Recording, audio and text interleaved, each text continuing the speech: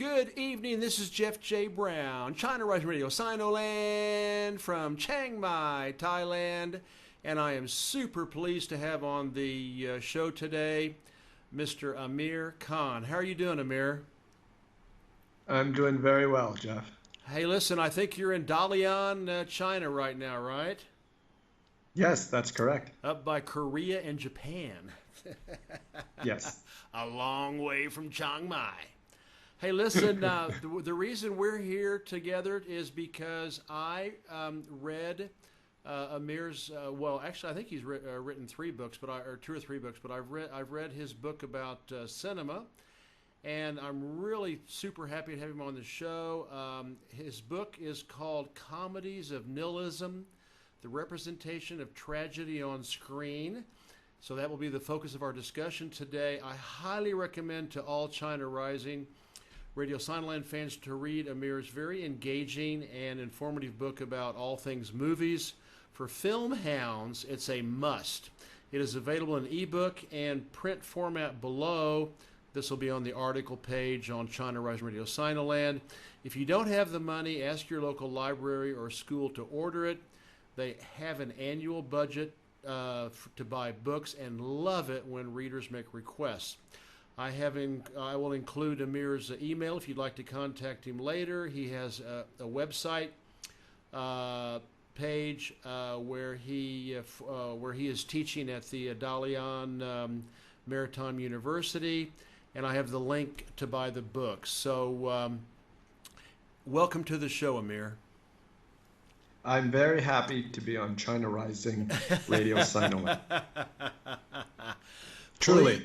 Really. Please tell us a little bit about yourself, the past and present, and your arc of awareness about the connection between movies and global imperialism. Okay, first thing I'll mention is that I'm Canadian. I'm working in China, as you mentioned, Dalian Maritime University. But I finished a PhD at the University of Ottawa in 2013. And I wrote, my first book was my dissertation, which was on Shakespearean tragedy. And my second book is a book of film criticism, Comedies of Nihilism, which we'll be discussing today. And basically, one of the things that got me thinking about cinema after writing about Shakespearean tragedy was just wondering if anything at all like tragedy is actually can be rendered in kind of a similar way on the cinema screen. Mm-hmm. So I was thinking about that question a lot, and I wrote my second book sort of at the same time as I wrote my dissertation. Okay. It's kind of, I was on the side, yeah. So both of those books came out or were published relatively close together. But my central thesis in the book is that movies are about nihilism and are about meaninglessness. The most serious movies, the most serious movies that we maybe consume, and take them to just maybe kind of be like popular, maybe not giving them much thought, much serious thought. But I think that there is a sort of a message, a very serious message that is sort of rendered very well in the movies that I talk about. But it is this idea of sort of cultural meaninglessness or nihilism. And, you could call it sort of a type of decadence. They're sort of critiquing Western decadence. Now, mm-hmm. There's all sorts of ways that decadence, appears in these movies. And I'll say at the outset that it's a book of aesthetic criticism. So it's a close reading of the films themselves. So I'm talking about what's going on internal to the films, and I don't really spend a whole lot of time discussing, say the social, political, economic realities surrounding these films that maybe have led to these feelings of nihilism and cultural decadence. But of course, those things also matter. One thing I'll say, just in terms of the connection between movies and global imperialism, is that one thing to keep in mind, sort of one of the outer reasons why movies really can't get anything across that are, very meaningful anymore. One reason, I think, is because movies are so capital intensive, and because it's so capital intensive, it means that there's a lot of risk. in making a movie. And when there's a lot of risk in making a movie, people are not as willing to tell interesting stories or to tell anything that could maybe rock the boat in any significant way. So that is one reason I think that these movies are sort of aware of being hemmed in that way, and are sort of responding to that. And like I say, they're not responding to it by, say, critiquing society or critiquing the social or political or economic realities that movies find themselves in. But I think they're critiquing something that we feel when we watch movies nowadays, which is we feel like they don't really have anything to say that they are able to say with any kind of sincerity and get that across in any sort of meaningful way. Yeah. And that's why we have Spider-Man 7 and in a way, right? Superman 12 and like in that article that you sent me, right? Like that's what Martin Scorsese was saying. Like all of those movies have been vetted and audience tested over and over again, and only when they work are they released, right? Yeah. But that sort of takes away from any kind of, I mean, we know what we're getting in advance kind of thing. Yeah, exactly. Hey, listen, in Comedies of Nihilism, you review, analyze, and critique 8 very diverse movies. And you frequently cite Stanley Cavell, and I'll spell his family name for the fans out there. It's Cavell. And I have read, Gene Siskel and Roger Ebert and Leonard Maltin and a little bit of Pauline Kael back in her heyday. But before we get to the movies, why do you think Cavell is so important among movie critics? Stanley Cavell, the late Stanley Cavell, he passed away recently in 2018. I mean, he's a major influence in all of my thinking and all of my writing, even my writing on Shakespeare. But I think the reason it's important to acknowledge, at least for me, to acknowledge Stanley Cavell, is he was sort of a pioneer in writing about film very seriously. Nowadays, I mean, you look around and you see departments of film studies at universities everywhere, departments of cinema studies. It's very common for people to get, an MA or a PhD, by studying film. And even like popular culture, it's sort of taken for granted. It's very much sort of the academic norm or academic fad right now to write about these things. Anything you see like on TV, like a Netflix series or even like a YouTube, show or anything like that. I mean, there's a good chance that somebody out there in the academy has written about it, a serious monograph or article study about all of that kind of stuff. But Stanley Cavell, again, was writing about film before all of this sort of became popular. He was sort of a pioneer in that regard. Okay. So he wrote two very important books. Yeah, he wrote two very important books. The first is The Worldview, published in 1971. And the second, my favorite, Pursuits of Happiness, 1981. And he did it, from the institutional vantage point of philosophy. Okay, so philosophy is always a bit reticent about, they do talk a lot about aesthetics and why we feel the things that we feel. But, when you're talking about aesthetics, philosophers probably feel that you're much better off looking at a philosophical treatise by, Kant or Plato, than you are to read a Shakespearean play. Yeah. So there is this sort of tension between philosophy and literature already. Reading any works of sort of imagination, there's always it's always suspect, I think, in philosophy departments, a little bit anyhow. But Stanley Cavell sort of went on further, and he started talking about movies. At a time when movies, weren't considered necessarily high art, by any means, right? And not only did he talk about the movies, he didn't talk about like some, French foreign films or some avant-garde theater that's very obscure or anything. In Pursuits of Happiness, anyway, he talks about early Hollywood talkies, which were considered, the late 1930s or early 1940s. And, those were essentially dismissed as sort of romantic potboilers where, there's a happy ending. And, the Philadelphia Story is probably like, the landmark kind of there, or the most notable one that he talks about. And nobody at that time would ever consider giving any type of academic seriousness or academic scrutiny to a film like, The Philadelphia Story, and certainly not philosophical scrutiny, putting a philosopher like Kant next to a discussion of the Philadelphia Story. It was just something you didn't do. So Stanley Cavell is very unique in that way, and that he sort of achieved that, and he's managed to garner, I wouldn't say, the mainstream of philosophy is sort of, been very taken with his work, but he does have, I guess you could say, sort of a cult following, and Stanley Cavell is very respected within, philosophical circles and stuff like that. But he did something where he thought movies, which definitely were taken to be, what you might call a low type of art, he thought there was something very philosophically significant and important happening in those films. And in the same way, in my book, these 7 comedies, you could almost dismiss them as a type of stoner comedy. It's just what teenage kids might watch on the weekend when they're,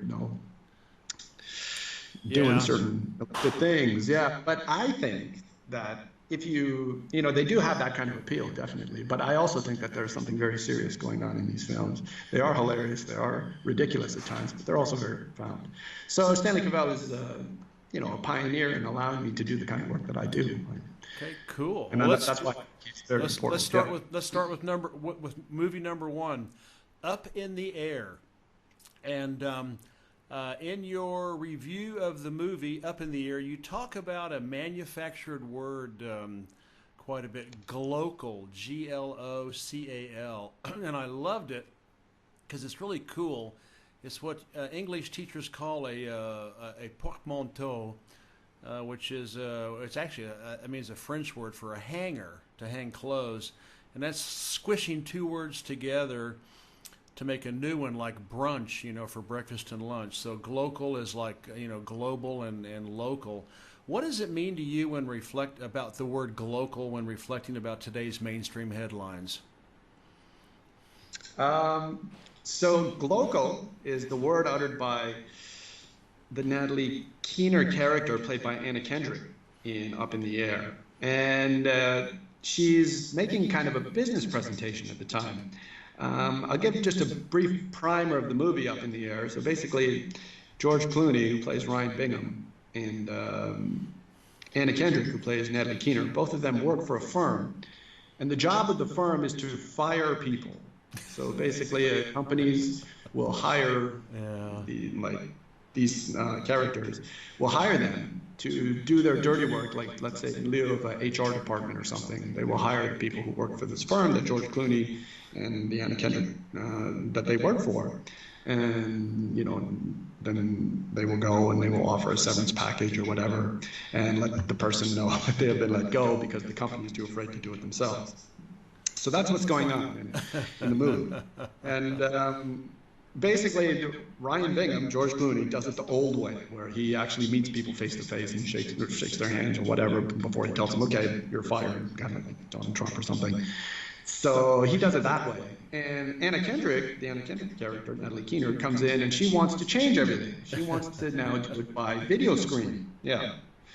And the logic that she uses, she's making kind of a pitch to her boss, is she's saying, we have to make the global local. So we have to take something that works. Yeah. We have to take something that works kind of like, in the name of efficiency or in the name of profit, right, on a sort of a grander scale, allows us to do these things in a more efficient way and more, in a more profitable way. But we have to make it feel like it's like we're standing in person, like we're standing next to them in person. So we have to make the global local. So that, your question about, today's headlines, I think that, and I say this in the film, that something like that betrays a direction of knowledge, or a sort of the direction of the types of business strategies that are in place or that are going on all over the world, in whatever industries, maybe even in the film industry, certainly in this industry that they're talking about in this movie, and that they're not actually seeking to take something that's local, right, and make it global. So the word is not global, okay, because first of all, that word doesn't sound as good. Local just sounds better. But the idea is that you don't, businesses are not interested in taking things that are happening in the grassroots and sort of blowing them up. And, that's not the direction, I think, that sort of late capitalism, the times that we find ourselves in now. We're more interested in sort of imposing, from something global. We want that to be local, and how that might play out, let's say in movies or in cinema or in terms of an idea of nihilism, is that when stories or representations or even business strategies come from elsewhere and are imposed upon people, they don't speak to people's actual experiences on the ground.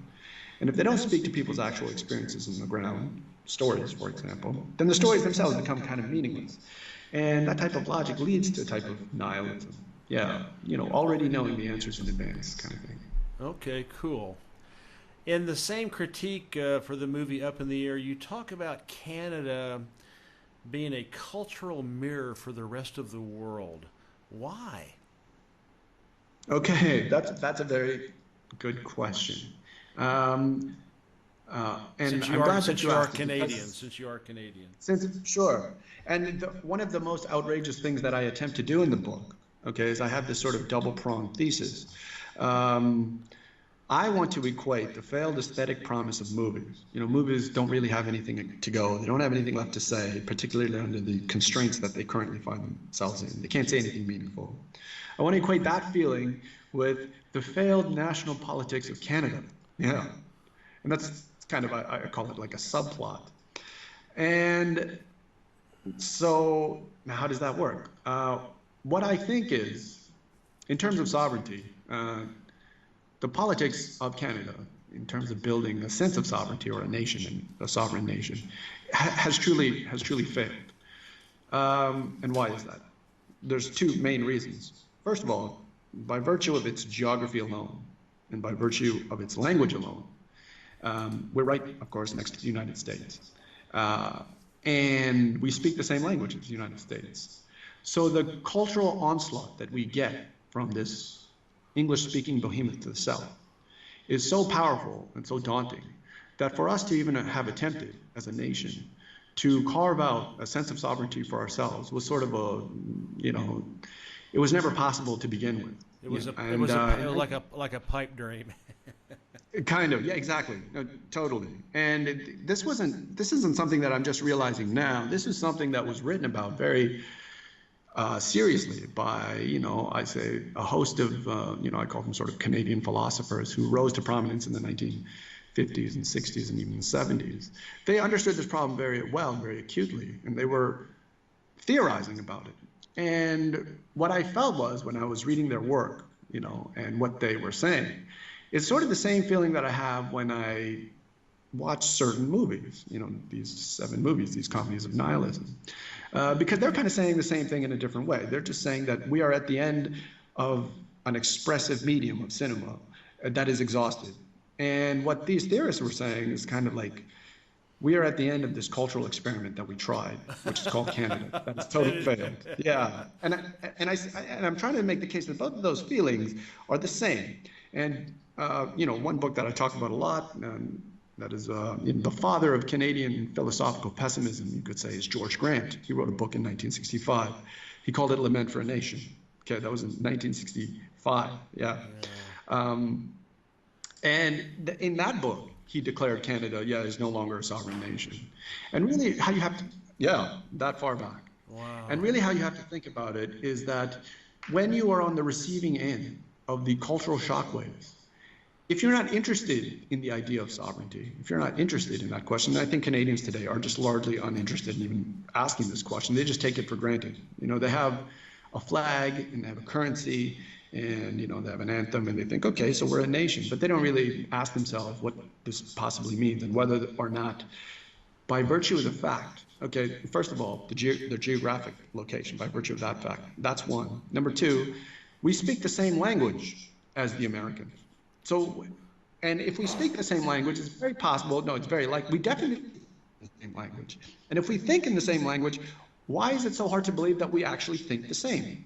Because all of our media in Canada and all of our, the things that we consume in the English language. I mean, the bulk of them we are just bombarded, of course, by the cultural onslaught emanating from the United States. And a country like Mexico, let's say, could at least hope, and I'm not saying that they've been successful in doing this in any way, maybe they have, maybe not, but at least in the language, in the Spanish language, you could at least hope to carve out some sort of sovereignty for yourself, for your country, but lacking any type of bulwark in that sense, speaking and carrying on in English and just taking your identity for granted in a way means that you have no identity. And I do think that that's true. And so just going to your question about a mirror for the rest of the world, George Grant even says this. He says, much greater traditions are going to go than minor loyalist traditions, than just minor, loyalists. We were loyal to the British Crown, when the Americans declared independence. We're a minor loyalist tradition. There are much greater traditions out there that the cultural onslaught of American cultural hegemony is going to just bowl over. And it's happening, it's happened. And I think anywhere that English goes, you have to deal with this import. This cultural import. I mean, the language is a force, and the English-speaking language is a force. And if other nations were sort of interested, maybe, in reading about Canada's effacement, that, in a sense, Canada could be a cultural mirror in the way that you speak of. Yeah, that's really well said. I also I loved your comment that the computer does not impose on the way it should be used. In other words, it's up to the user to make it useful or diabolical. Are you a Luddite, a tech slave, or somewhere in between? Okay, that's a good question. So this is also a phrasing by George Grant. He's talking about technology. And again, that was in my discussion of Up in the Air. And it goes to that idea of the computer does not impose on us the way that it should be used. That sounds factually true. No technology tells us how to use it. Technology is neutral. And human beings can decide whether to use it or not to use it. And we want to believe that that's true, but I don't think that really is true. In the movie, in Up in the Air, they have a choice. We can fire people by meeting them in person and spending a lot of money and doing it that way for humanistic reasons. Or we can do it via video screen and maximize profits. Like, we know the answer. Do you see what I mean? The technology has already imposed the answer on us. The technology and the logic of late capitalism and stuff like that. So, I mean, I would say I'm a Marxist. And I'm suspicious of technology in the way that Marx was suspicious of technology in what he calls technology fetishism. If we can do something by virtue of technology, it's making a humanistic stance or taking a humanistic sort of opposition to but we shouldn't do it that way because it's not right or anything. It's almost ridiculous in and of itself. Yeah. If we have the technological capability to do it, we're just going to do it. I mean, it's just going to happen. And in the film, George Clooney's boss, played by Jason Bateman, Craig Gregory, he kind of says it. He says, Coke and IBM have been doing this for years. Ever heard of them? Well, there you have it. Okay, if Coke and IBM are doing it, I mean, what's the chance George Clooney have, or Ryan Bingham in the movie, of stopping this logic, right? If we can do it, we will do it. So, in a way, I'm a Luddite in the sense that, yes, I'm suspicious. But I'm also a tech slave. I know that there's no way you can stop it. If we can do it, it's just going to happen. Technology imposes its own logic. Yeah, and I think that's very dangerous. Another great comment you made is, and this one I thought was quite profound.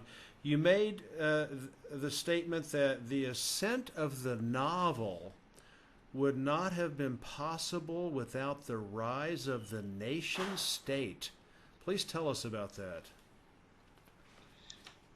That is Ian Watt's thesis. So I was talking about the book by Ian Watt. He wrote a book in 1957 called The Rise of the Novel. And he's talking about the 18th century novel. And definitely, the novel was very useful to, a political project of nation building. And nation building is also very politically useful to a project of building markets. So the novel was kind of like the perfect art form for the rise of the nation state. I mean, this is kind of what Ian Watt is saying. Novels are consumed in private. You know, you create this private sphere that actually never existed before. A person in his reading room reading a novel consumes the novel alone. So a lot of, you know, the rhetoric of, you know, private property and stuff stress this idea of the individual and how important the individual is. Okay, So a novel as an art form, a novel as an art form sort of could exploit that. I mean, it created, it's not like going to the theater, which is kind of a communal experience, right? It's an aesthetic experience that you have in private, in a way. But the novel also instructs the individual on how he or she ought to live or perceive or take note of what's happening in the life of his or her nation. Usually the main protagonist, you know, is involved in all kinds of ways, and, you know, things that are going on, you know, in the country or things that are of national importance or whatever. So the novel helps us understand ourselves, you know, as private citizens within a public administrative structure known as a nation. So the rise of the novel, it's almost the perfect art form with the rise of the nation state. And I say inversely, you know, the movies are the opposite. That movies are concomitant with the decline of the nation state or the decline of the West. I say that movies are Spenglerian, So, and, you know, I can just kind of go on a little bit about that. The rise novels, in a sense, John Ralston Saul makes this point, and I cite him in my book. You know, novels are participatory. Words are more participatory. They require an active imagination. You have to imagine yourself in and amongst the community that you live in. Because you're only given the words. You're free to imagine how those words mean to you, and you have much more freedom than you do when you're given an image. Because an image, all of that is sort of dictated to you and imposed on you. You consume cinema in a much more passive way. And I would say, you know, kind of inversely to Ian Watt's thesis, that the rise of cinema, in order for the nation to be represented in the cinema, the imagination, to imagine the nation, all of that's to the imagination, the nation has to be imaginatively sorted out already. There has to be like a stable sort of idea of what the nation is. It gets represented on screen, and we just sort of passively consume it. So that means that, in a way, nationalism or the nation has already sort of reached its height, in a way, and is over the hill, and is now maybe online. And once it's reached that stage, you know, then cinema is maybe a more natural fit as a democratic art form. Fascinating. Movie number 2, Tropic Thunder. And this is the one movie, I'm embarrassed to say, but this is the one movie you critique that I saw, and that was a long time ago. I had forgotten that it was a movie being shot within a movie until I read your chapter on Tropic Thunder. And I remember it had Ben Stiller, and I remember it as kind of a grotesque spoof on war and racism, you know, set in Vietnam, maybe even trying to desensitize us to them and to, you know, war and racism. So just since I saw the movie and it kind of gave me a different perspective in reading it, just tell us what Tropic Thunder meant to you and, you know, why you included it in the book. Okay, Tropic Thunder is in many ways, I mean, it's almost like a, you know, like a quintessential or sort of a telltale, you know, in the genre that I'm talking about, because like you said, the spoofery seems just endless, you know.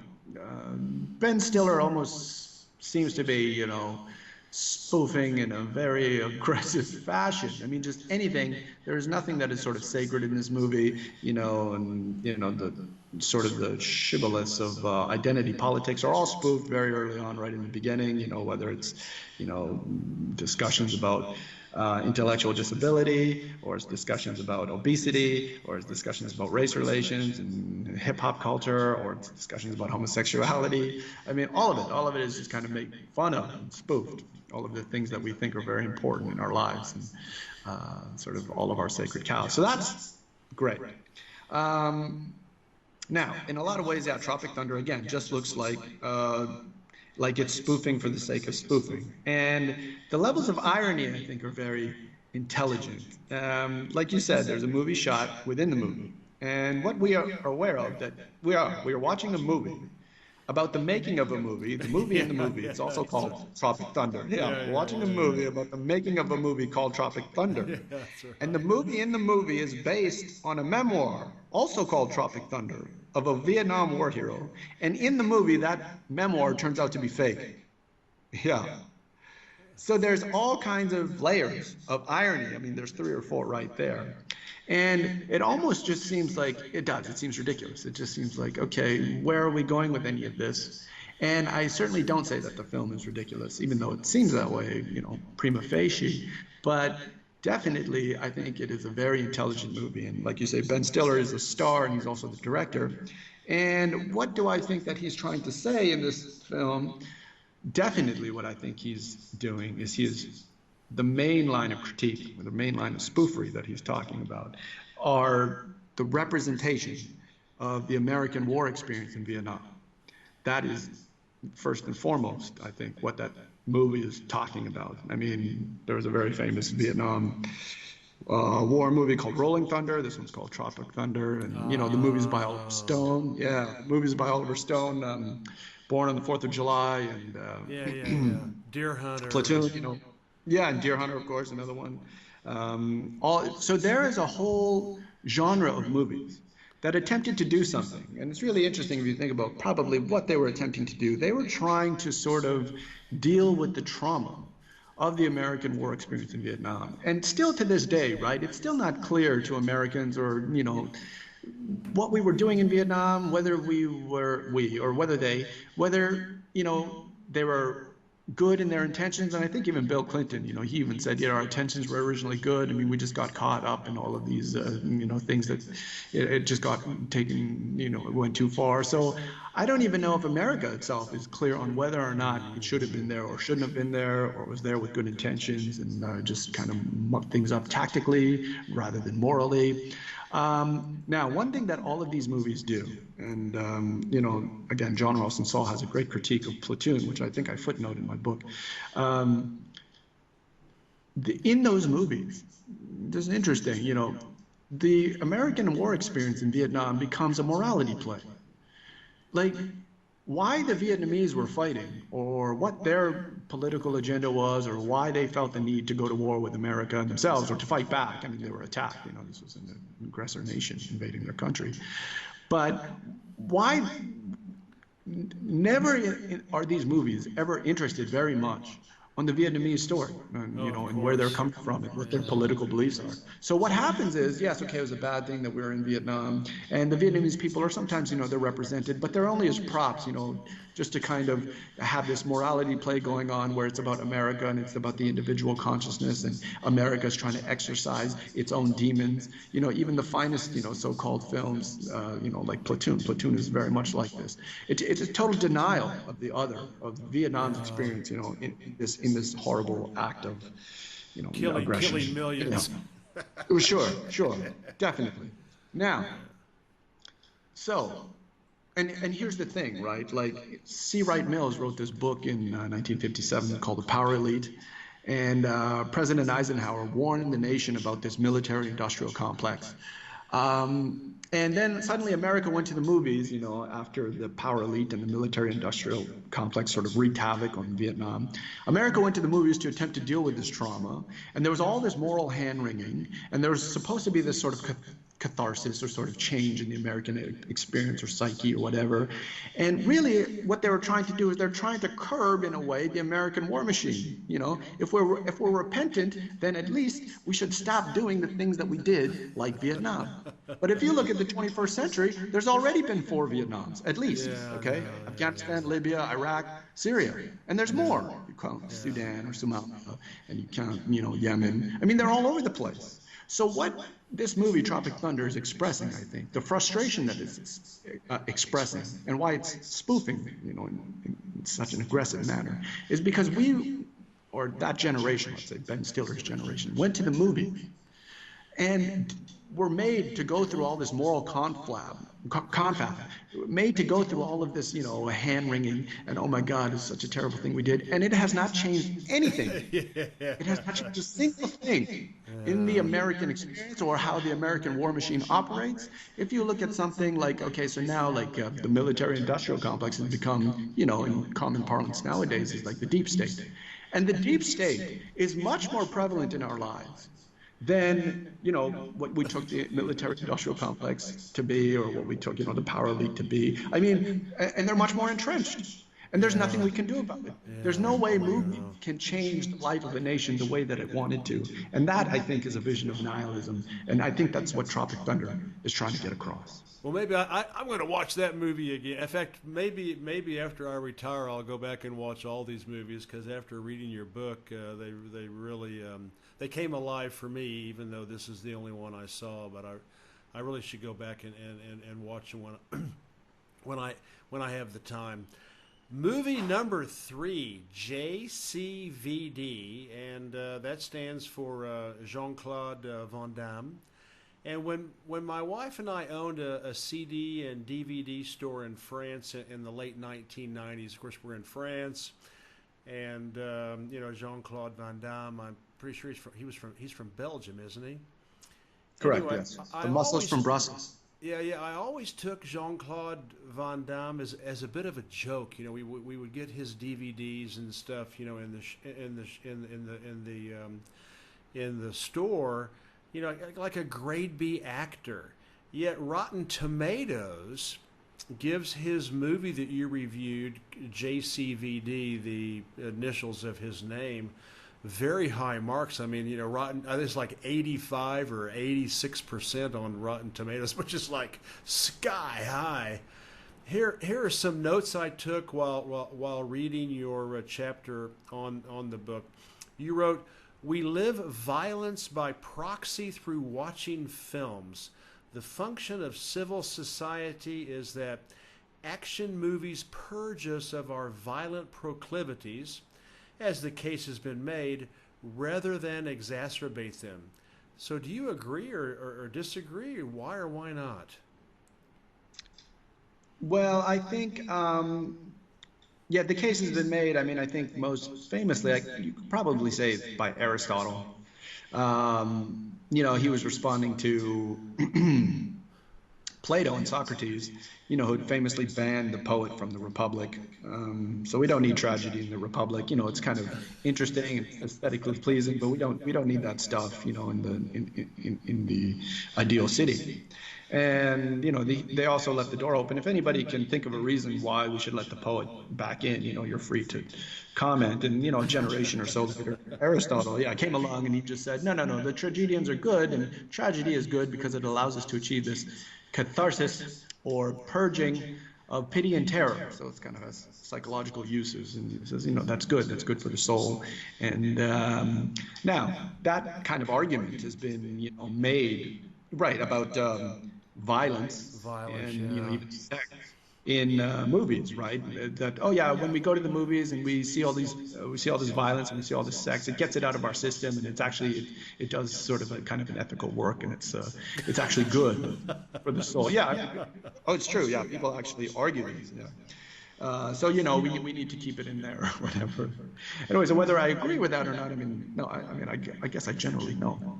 Definitely no. I don't think I agree with that. But in terms of why there's so much violence and so much, sex and pornography, particularly in the West, I just think that is a symptom rather than a cause of nihilism. Yeah. We know that we have nothing very significant to say otherwise, so sometimes we try and hide that or mask it through sort of exhibitionism. And that's why you see kind of these, that's why Western movies in particular always have a tendency to stylize violence and sex, in a way that probably, no other art form or no other industry is really interested in doing. Well, they're talking about that right now with the movie The Joker,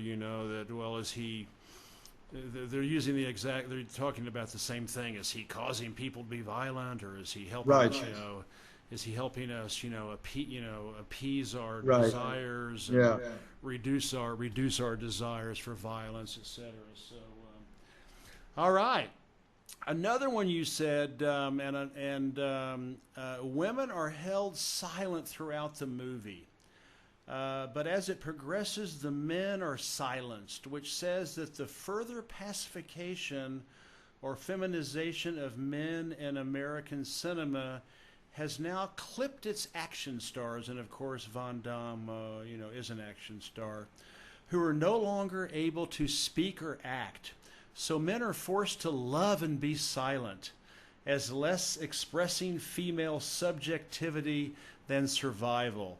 The systematic loss of subjectivities is tragic. Man, that's deep. Tell us what you think. Okay, sure. I wrote that. I was trying to address, because in the movie JCVD, there is no significant female role. And I wanted to address why I thought that was the case a little bit. Now, I'll just sort of say, in terms of the pacification of the American male, that's something unique, I think, to American cinema. Like the American leading male, right? I mean, if you just think of like the Cary Grant or the Spencer Tracys, are not, they need to be, in order to get to the happy ending, that we want as a romantic leading male in American cinema, you cannot be sort of aggressive in a way. You have to be feminized, or you have to be pacified in a way.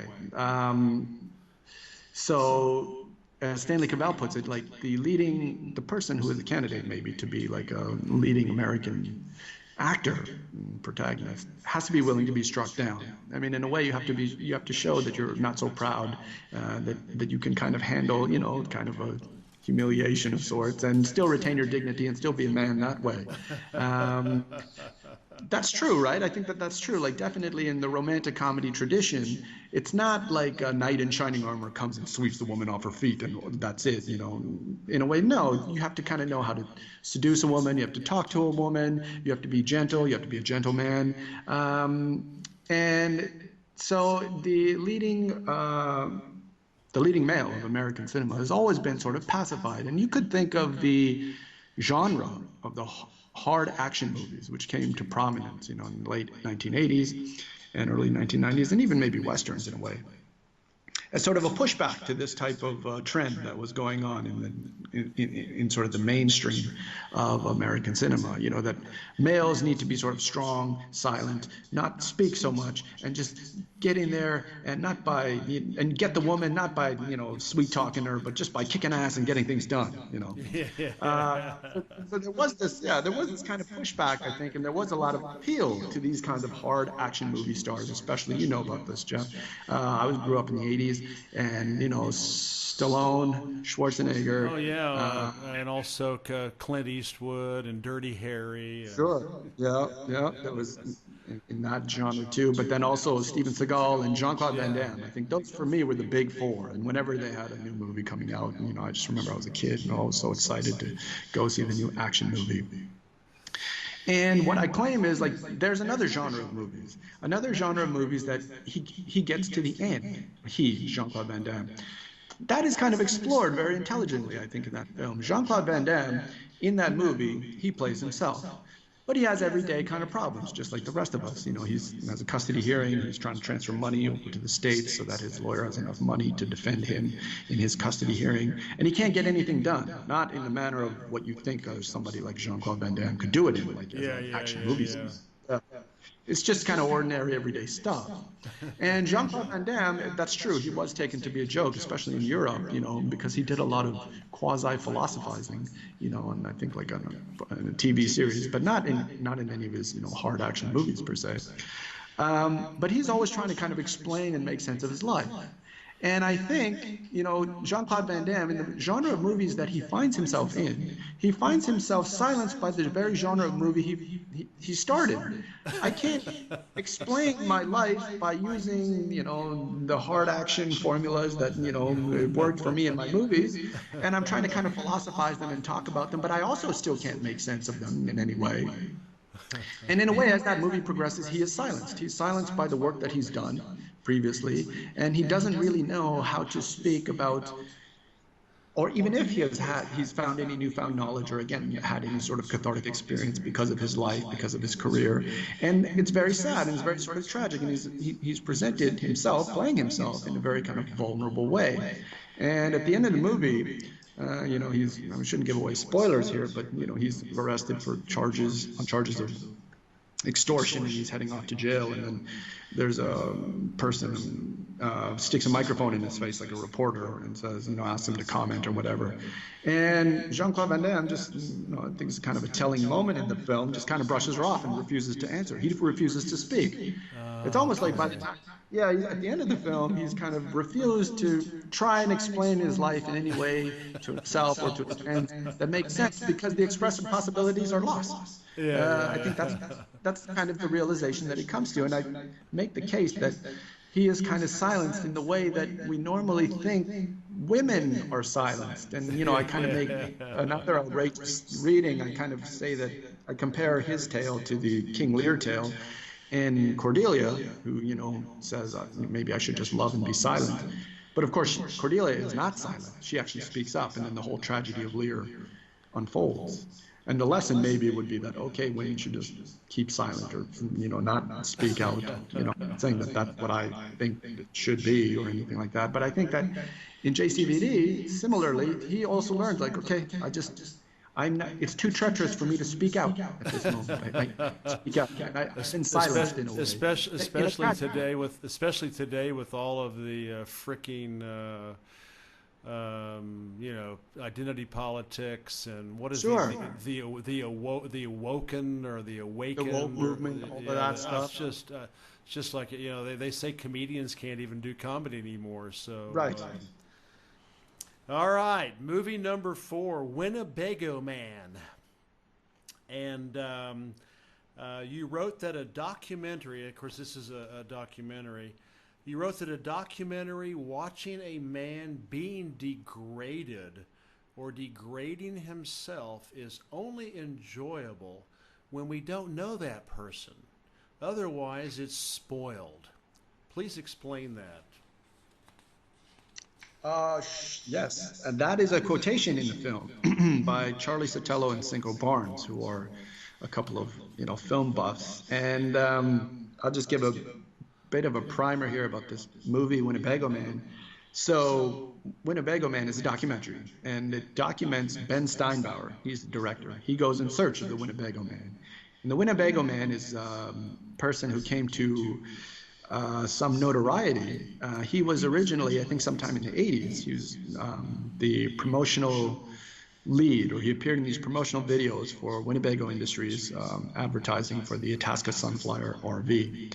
And at one, you know, as he's shooting, you know, he's this polished, urbane sort of salesperson. And then suddenly, like a fly would come into the room, or it'd be too hot or something, he would just start swearing. I mean, just very comically, very funny. You know, you see kind of this polished, urbane human being, and you just see him losing his temper. Anyhow, apparently, unfortunately, there were some people on set working with him who distributed the outtakes via VHS by recording them over and over again.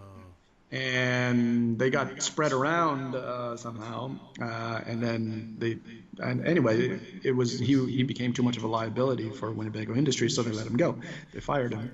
And then with the rise of the internet and with the rise of YouTube in the 90s, those same clips were disseminated electronically. And Jack Redney, the Winnebago Man, who's always losing his temper, became sort of an internet celebrity.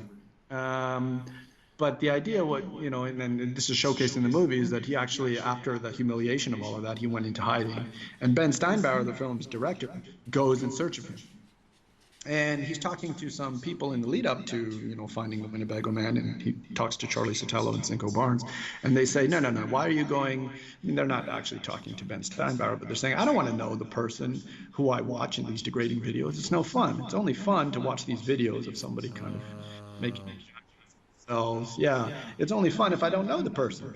So, I mean, in that way, sort of saying it's a type of schadenfreude, right? I'm only enjoying these videos, or I only watch these videos because I'm watching a person who isn't me getting humiliated, and that's great. But the interesting thing is that Ben Steinbauer, who's a film director, doesn't do it for reasons of schadenfreude.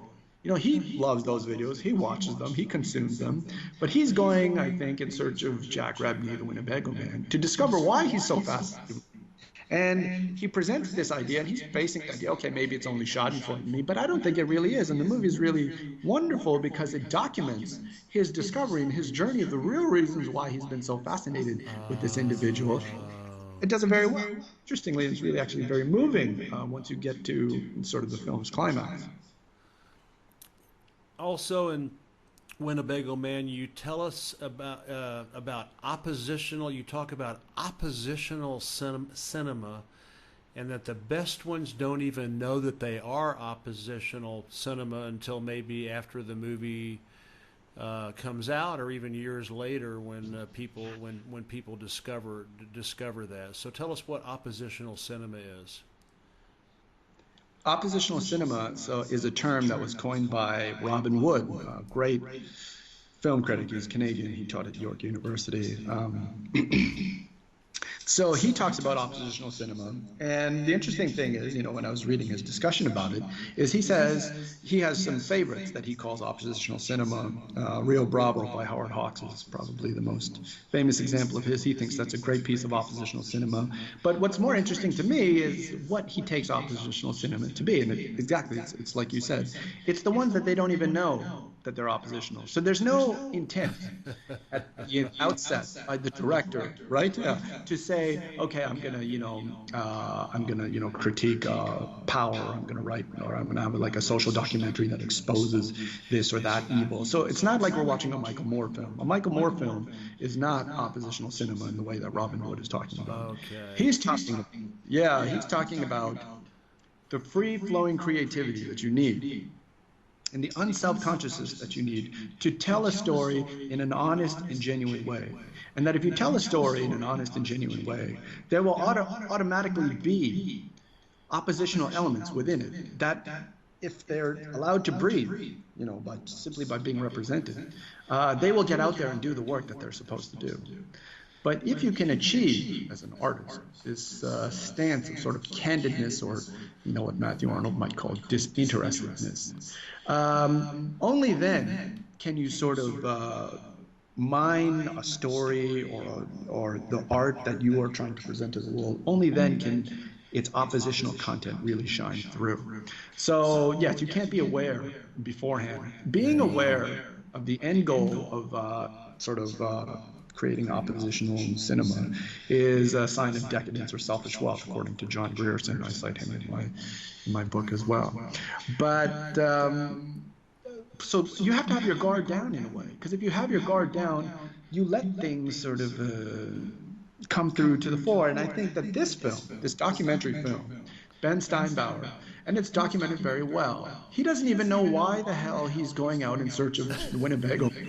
And then when he finds Jack Rebney, he doesn't really even know what to ask him or what to ask him to do, or he's got a camera on him and he's got to do something. And he said, okay, what should we do? And he flirts with the idea of, okay, maybe we'll set up a podcast and Jack Rebney can, just start ranting and people will listen to that. But he has no real idea why he's doing what he's doing. And like I said, the movie does work towards a very moving climax. And, what happens is, I make the claim that Jack Rebney, for the first time, sort of faces his fans, the people who have been consuming these videos online, at a found footage film festival.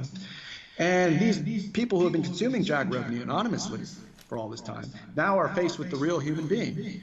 And both of them recognize in each other in a very moving way.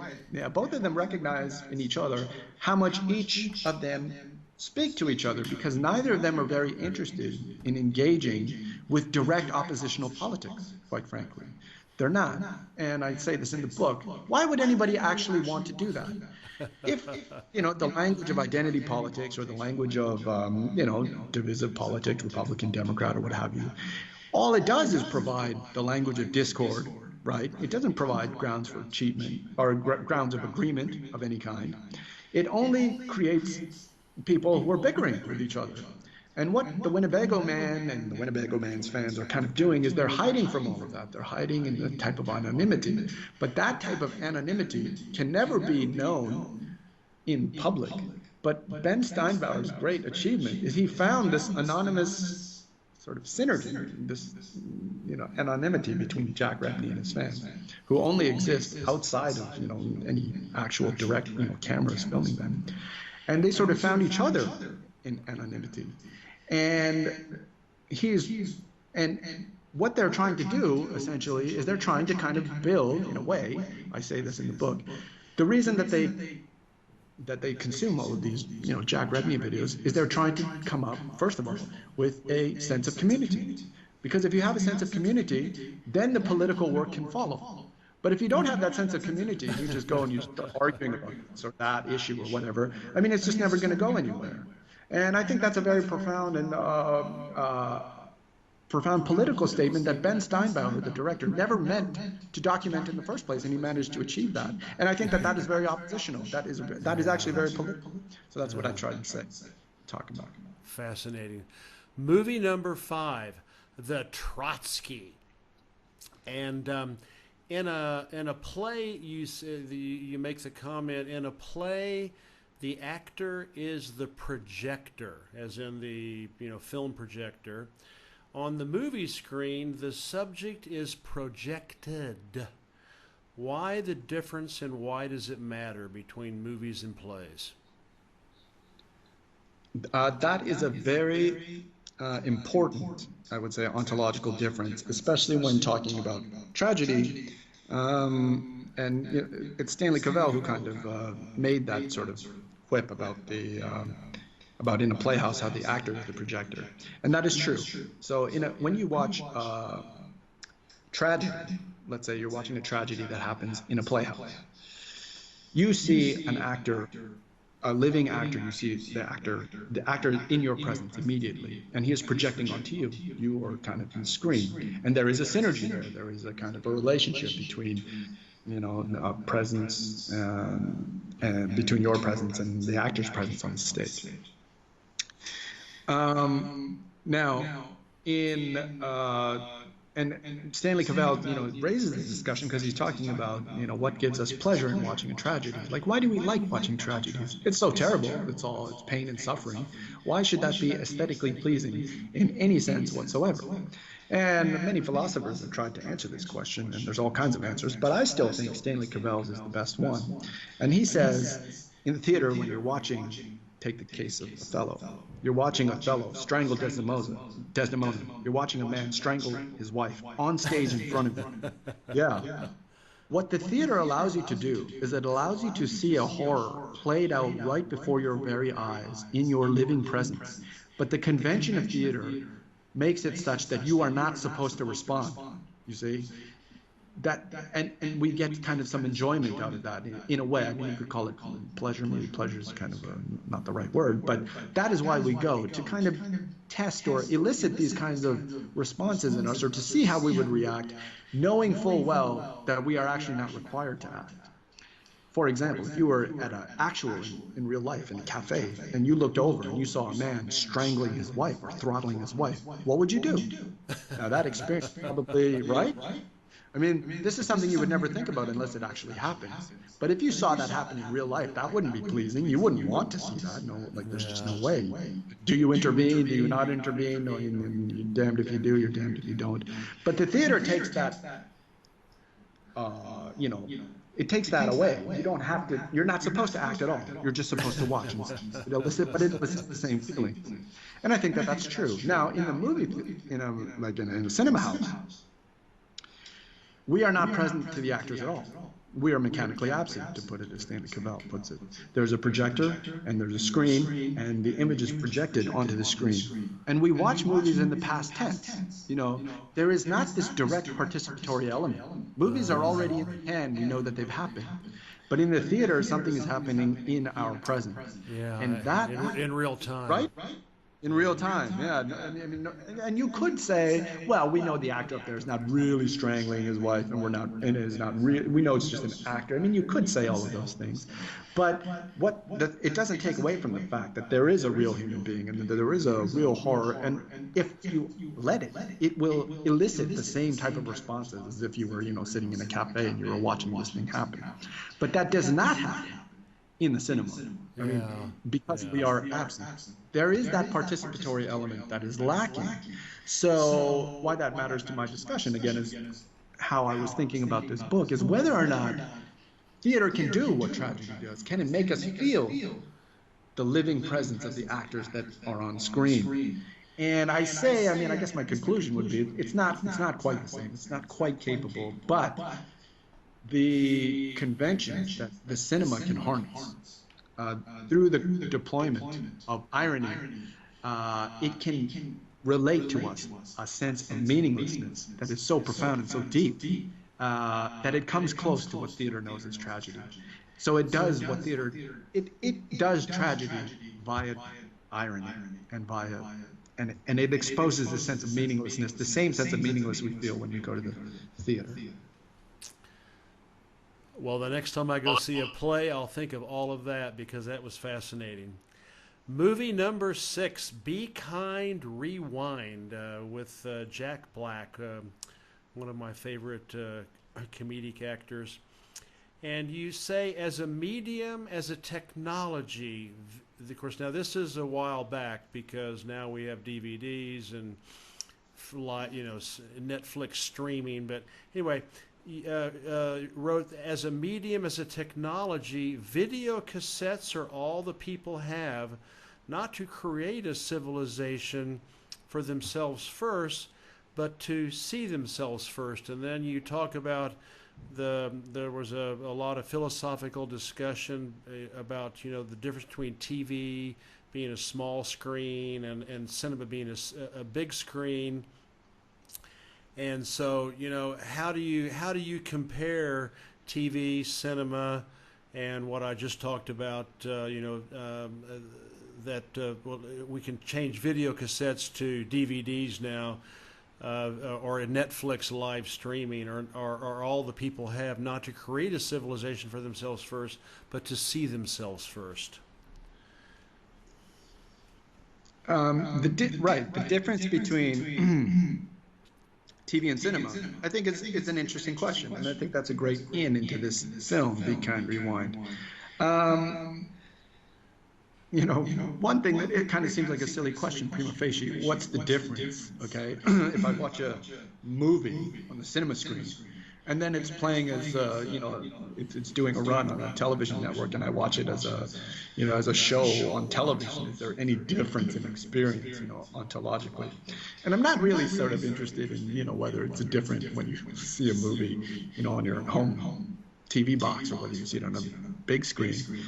I am, though, interested, and I think that this movie is kind of addressing that question in a unique way, in the medium, or the media that is used to watch, whatever story it is that we consume about, what we take to be maybe our lives or maybe about other things as well. But whenever we watch movies, what medium are we using to watch them? Now, of course, if we use film, and I use...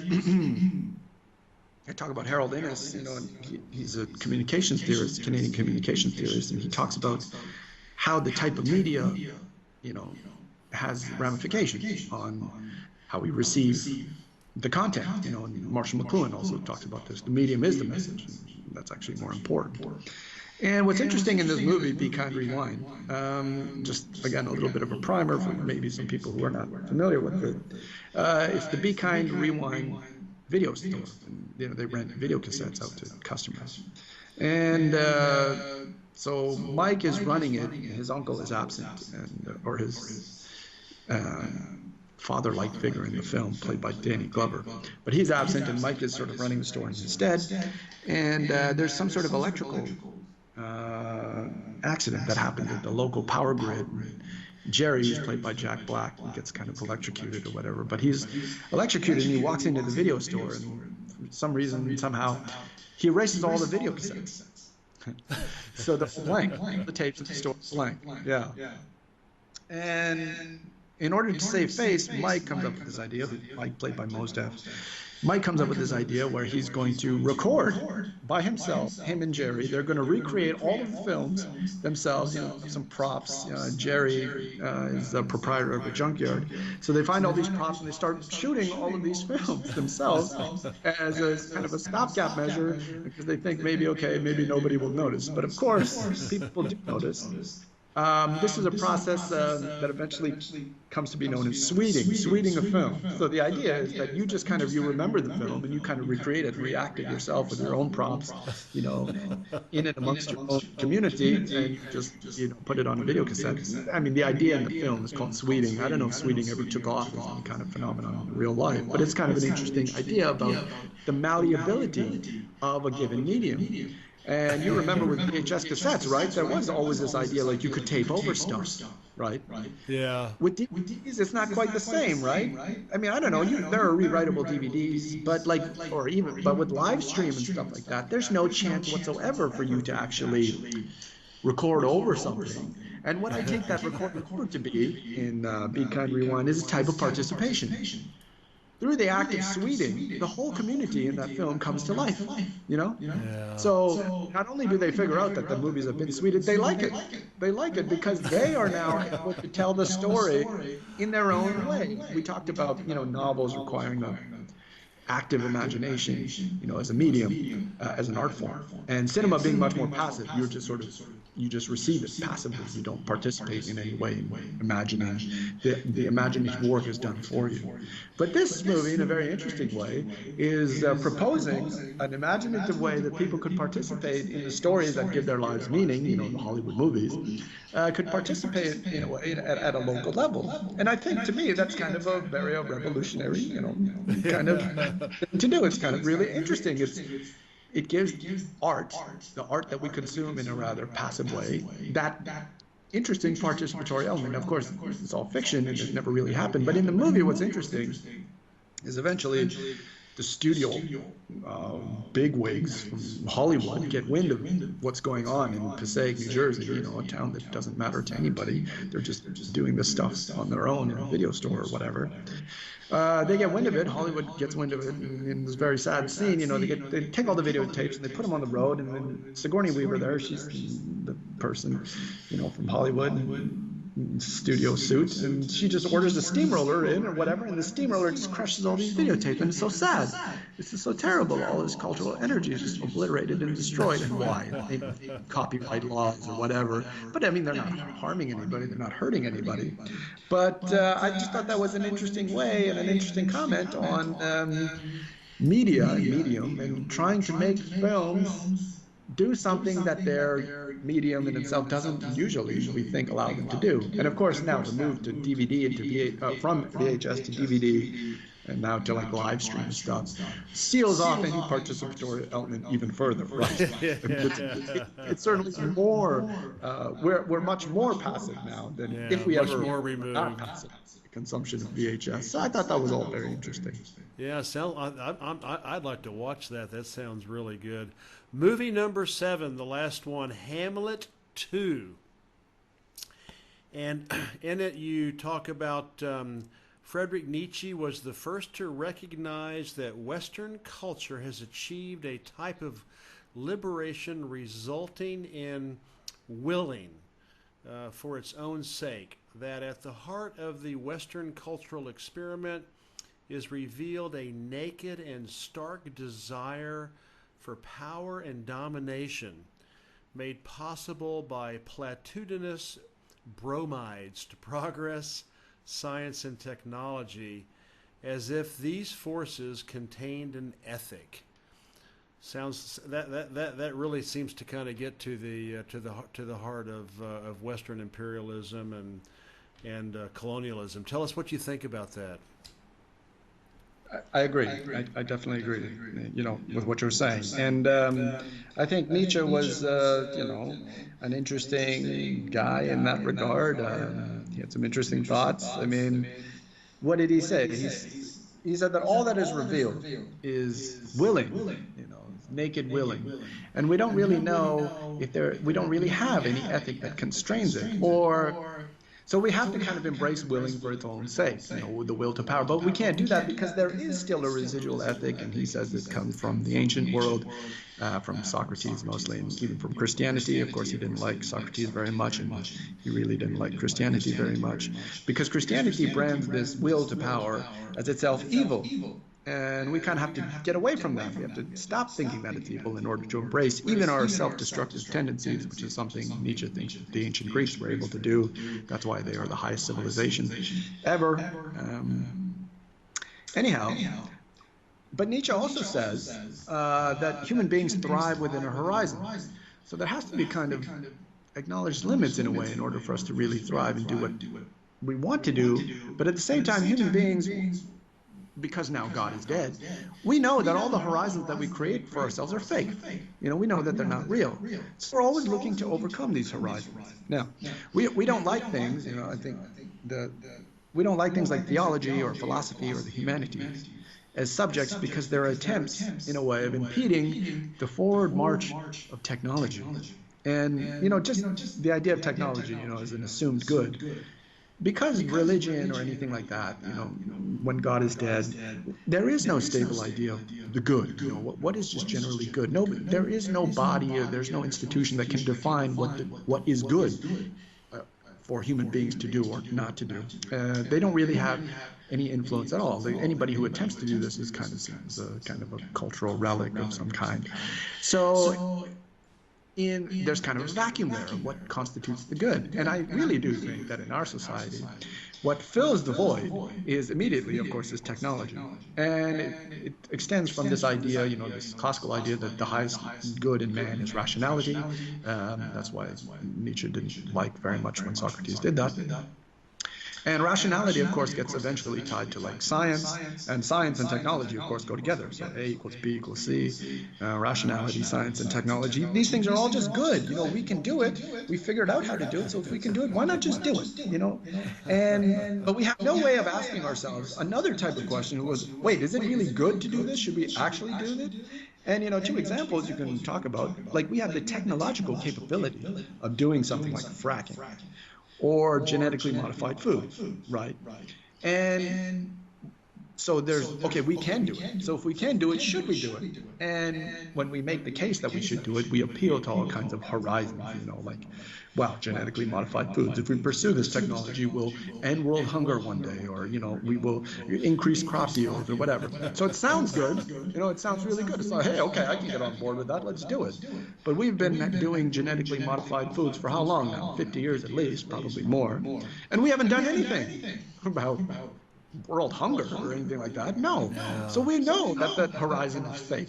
We kind of try and draw it for ourselves, but why do we do it? For power and domination and profits. That's it. That's the only reason. Monsanto just own all of these. That's the only reason they're pursuing all this stuff. Is there's no ethic there. There is no ethic. And this sort of willing or this sort of drive is endless. And when we realize that there is nothing constraining all of our, mad pursuits of technology, a darkness kind of falls upon our wills, as George Grant puts it. And that is a vision of nihilism. Now, going to the film Hamlet 2, okay, what does this have to do with Hamlet 2? My claim is that in Hamlet 2, Steve Coogan, who plays Dana Marsh, who's a high school drama instructor, he's horizoned in a way by the cultural influence of Hamlet. So in a similar way, when we talk about something like Hamlet, we don't even know why we read Hamlet, or if we should read Hamlet. I think that it's important, but the angst or the anguish that main character expresses in Hamlet 2 is he says, what's so great about Hamlet? Everybody dies, don't you realize it's a tragedy? And what he wants to do, I think, in staging, he doesn't stage Hamlet 2 at the West Mesa High School. He teaches that. He doesn't stage Hamlet, the original, by William Shakespeare. He stages Hamlet 2, which is kind of like a cultural response. And he's trying to express this bewilderment. And he's just trying to say, we need to get beyond the tragedy of Hamlet. We need to forget about all of that pain and suffering. Because we don't know what it's for. We don't even know why we're doing it. We have no way of addressing whether or not Hamlet is good. If Hamlet is any good, or if there's any expressive possibility that is left in that play, first of all, that's a good question. Is there any expressive possibility left to be explored that hasn't already been explored? You know, haven't we read and talked about this play enough? We've talked about it for the better part of 400 years. Are we any wiser for doing it? And if we're not, why did we do it in the first place? And I think at the end of the movie, there is this kind of also like this cathartic failure. There is a catharsis, and it's actually kind of a very like feel-good, warm-hearted kind of movie, and at the end, it does feel sort of kind of warm-hearted in that way. But it's also, I think, meaningless. It's meaningless. The climax of the film is kind of ridiculously, absurdly meaningful, I would say. It's both ridiculous and profound. That's what I say in the book. Yeah, so it's a type of failed catharsis. And really what I'm left thinking after watching that movie is, number one, did we ever need Hamlet in the first place? And number two, if we managed to get rid of him, or if we managed in the movie to get rid of him, what next? Like, where do we go from there? We don't even know. What's the encore? Right, yeah, so we have no clue. And that, again, is, like I say, like a vision of nihilism. And so the movie brings us, it doesn't have any answers, where we should go, but it brings us to the precipice in a very intelligent way. Amir, this has been an amazing interview. I've never had a guest on the show who, to discuss something so cultural. And after I read your book, I'm starting to like notice, references to movies and stuff, in the popular press and in the news, like with that Martin Scorsese and Francis Coppola, where they were, dissing Marvel comics, and I've started to notice just how, impactful the cinema is in our daily lives. This has just been a superb discussion, and thank you so much. One final question: what do you have in the literary journalistic pipeline these days? I know you're a busy professor, but have you got some sideline projects for yourself? Always. Yeah. Right now, I have a second book of literary criticism I'm working on Shakespeare's Roman plays. So close reading again of 4 plays. Timon of Athens, Coriolanus, Julius Caesar, and Antony and Cleopatra. And I'm also trying in earnest to now write on Chinese cinema. I'm currently working on a reading of The Wandering Earth, which I think is just a marvelous film. Yeah, and I discussed the ways that this film has sort of ingested aspects of technology fetishism from the West, but at the same time, I think it also provides a very able critique of that fetishization.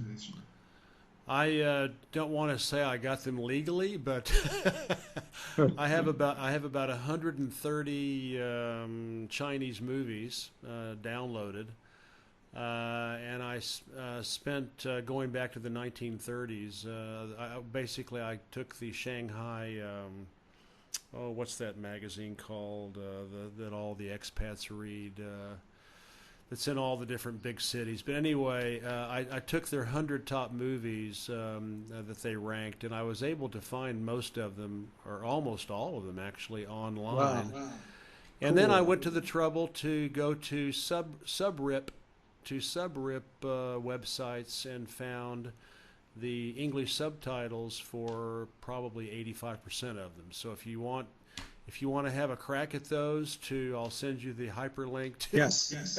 I'm coming to your house. Flash drive. No, I'll just put them on the cloud, and you can get them in Dalian. And because I love Chinese cinema, it's so gritty and real, and I agree. I think it's fantastic. It's so much better, I think, than a lot of Western cinema. But anyway, so I've got like 120 movies, and I think I probably have subtitles for maybe 90 or 100 of them. So I'll send you a cloud link for that for your research. Wow, thank you so much. Well, listen, thank you so much, Amir, for coming on. This has just been super fascinating, and I will never go see a movie again with the same eyes. And I have you to thank for it, and I think a lot of our guests and fans out there will feel the same way. Have a wonderful evening, and I'll let you know when this is up, and you can share it with the world. It was my pleasure being on, Jeff. Thanks very much. Bye-bye. Bye-bye.